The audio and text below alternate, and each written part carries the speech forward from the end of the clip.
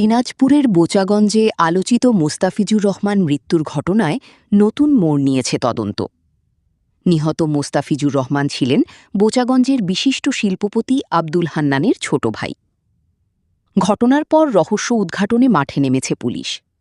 ঘটনাস্থল পরিদর্শন করেছেন অতিরিক্ত পুলিশ সুপার কাহারোল সার্কেলের মোহাম্মদ মনিরুজ্জামান এবং বোচাগঞ্জ থানার অফিসার ইনচার্জ মোহাম্মদ মিজানুর রহমান।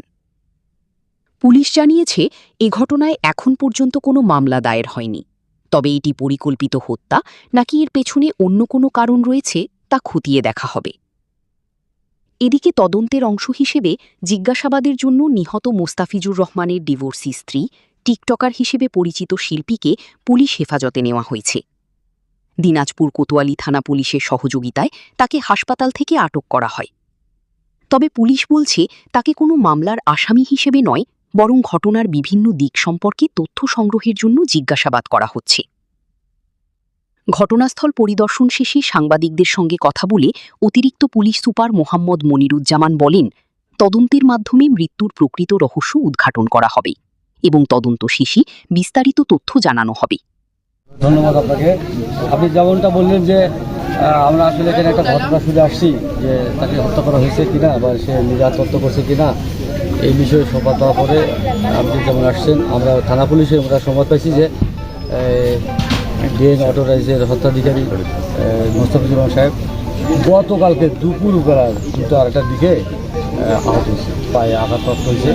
আঘাতপ্রাপ্ত অসুস্থ অবস্থায় থাকা রক্তপাত হওয়ার পরে রাত্রে 9টার দিকে প্রথম স্বাস্থ্য কমপ্লেক্সে নিয়ে গেলে সেখানে উন্নত চিকিৎসার জন্য মেডিকেল হাসপাতাল অথবা যে আপনার জিয়া হার্ট ফাউন্ডেশনে চিকিৎসার জন্য নিয়ে গেছে। সেখানে আজকে সকাল 10টা সাড়ে 10টা থেকে সাধন গ্রহণ করেছে।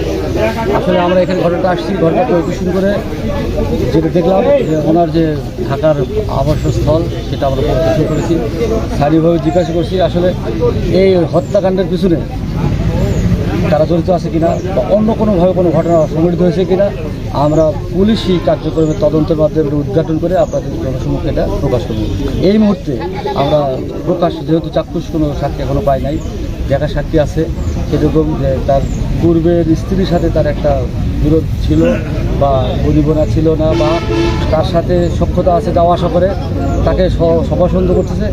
সেই ক্ষেত্রে আমরা তাকে প্রাথমিক অবস্থায় কোতোয়ালি থানা পুলিশের মাধ্যমে হাসপাতাল থেকে হেফাজতে নিয়েছি।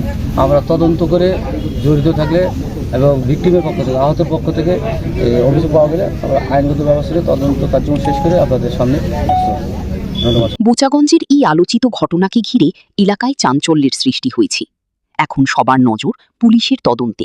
শেষ পর্যন্ত বেরিয়ে আসে কিনা মোস্তাফিজুর রহমানের মৃত্যুর প্রকৃত রহস্য।